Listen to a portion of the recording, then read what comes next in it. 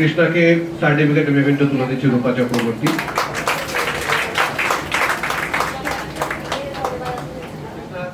তবে সবার অভিজ্ঞতা সবাই শেয়ার করতে শিখি, কিন্তু আমি ম্যামের কাছ থেকে কি শুধরেছি আমি সেটা বলতে চাই। আমি বেশি করে বিগত 15-16 বছর যোগা করতাম, কিন্তু আমার যোগার মধ্যে অনেক ভুল ত্রুটি ছিল, যেটা আমি ম্যামের কাছ থেকে শুধরেছি। মানে যোগা করলেই তো হয় না, যোগার অনেক প্রসেস থাকে, অনেক নিয়ম থাকে, সেই নিয়মকানুনগুলো আমাকে শেখানো হয়নি যেখান থেকে শিখেছিলাম। তো ওই শিখেই আমি খুব আনন্দিত ছিলাম যেখানে আগে শিখতাম। তবে এই ম্যামের কাছে এসে যে কীভাবে শ্বাস নিতে হয়, কীভাবে শ্বাস ছাড়তে হয়, বা কীভাবে কী করতে হয়, সব কিছুই কিন্তু ম্যামের কাছেই শিখলাম। এর জন্য আমি ম্যামের কাছে বকাও খেয়েছি একবার। তবে সেই বকাটা খেয়ে সেই মুহূর্তে হয়তো খারাপ লেগেছিল, কিন্তু আজকের ঘটনাটা আমি আজকে বলবো, যার জন্য ভেবেছি যে সেদিকে বকাটা খাওয়া বোধহয় আমার খুব দরকার ছিল।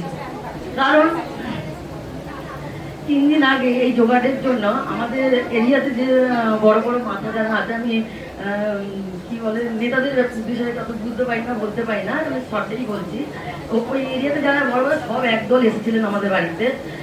বলছে কি যে আমার এমনি বাড়িতে ছোটোখাটো সেন্টার আছে, তো বলছে কি যে যোগা করাতে হবে, ব্যাস করতে হবে আমি জানি।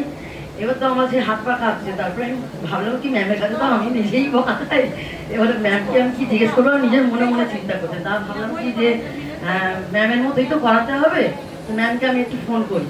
ম্যামের কাছে ফোন করে যে আমি কিভাবে বলবো বা কিভাবে করবো সব ম্যামের কাছ থেকে জেনে নিচ্ছে। মানে দাঁড়িয়ে যে স্টেজে আমাকে কি বক্তৃতাটা দিতে হবে ম্যামের কাছ থেকেই আমি জানলাম। এরকমই আমার মানে বলতে পারি, কিন্তু এই যে সচেতনতা আমার একদমই নেই। তা আমি জানতাম না যে আমি স্টেজে উঠে মানে অনেক কেউ এসেছিলেন, সব বড় বড়, মানে দেখি আমার ভয় লাগছে যে আমি এদের সামনে করছি, কেননা ওদের সামনে দিয়ে এমনি রেগুলার নর্মাল যেতাম আসতাম, বা আমি আমার সেন্টারে যোগা করে আমি কারোর সঙ্গে মতো বেশি করি না। তবে আজকে এমনি তো যোগা করলে সবাই তো বলেছেন যে একটু সম্মান পাওয়াই যায়, কিন্তু আজকের সম্মানটা ম্যামের জন্য পেয়েছি। কারণ স্টেজে উঠে যে আমি এত মানে এখন এখানে হয়তো খারাপভাবে বলছি, ওখানে উঠে এত সুন্দর করে বললাম ম্যামের কথাগুলো, আর শেখানোর পদ্ধতি সেই ম্যামের মতোই করেছি, আর চেষ্টা করেছি। শুধু ম্যামের সঙ্গে হয়তো আমি শেয়ার করতাম, কেননা আমি সব ভিডিওগুলোকে রেখেছি ম্যামকে দেখানোর জন্য যে আমি ঠিক করেছি কিনা। তো শ্বাসের সঙ্গে কেমনভাবে নিতে হবে বা সুখসাম কীভাবে করতে হবে, ইভেন আমি ওম চ্যান্টিং করিয়েছি, তারপরে মেডিটেশনও একটুখানি করিয়েছি হালকা করে। ম্যাম একদিনকে মানে বলেছিলেন ওইটাই একটু মাথায় রেখে, মানে যাতে একটু সুন্দর লাগে সেশনটা। তো আমি পুরো চেষ্টা করেছিলাম। তার এটা আমি এতটা বলার কারণ এই কারণেই যে যখন আমি শেষ করলাম, ওনারাই তখন বললো, মানে ওনারা তখন কি বলছে যে আপনি বিশ্বাস করবেন না, আমরা এর আগে একটা সেশন করেছিলাম, এত বাজে করেই গেছিল, আপনি করার পর এখানে প্রত্যেকটা মানুষ খুব সুন্দর করে ব্যায়াম করেছে। আপনি কিন্তু আগের বছর 2-3টে জায়গায় কিন্তু ব্যায়াম করাবেন, মানে আগের বছর করাবেন না করাবো জানি না, এবছর আমাকে বুক করেছে।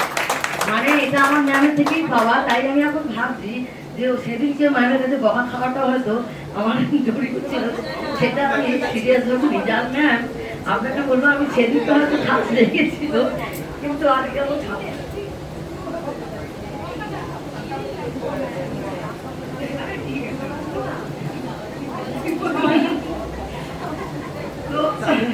আর এমনিতে তো আজকে অনেক সম্মান পেয়েছি, মানে এত সম্মান পেয়েছি যে নিজেকেই নিজে গর্বিত মনে করেছি যে হ্যাঁ আমি বোধহয় পাস করার, জানি না আমি পাস করবো কিনা, কেন একদম টাইম পায় না পড়ার। তবুও চেষ্টা করছি 1 ঘন্টা করে টাইম বার করে পড়ার।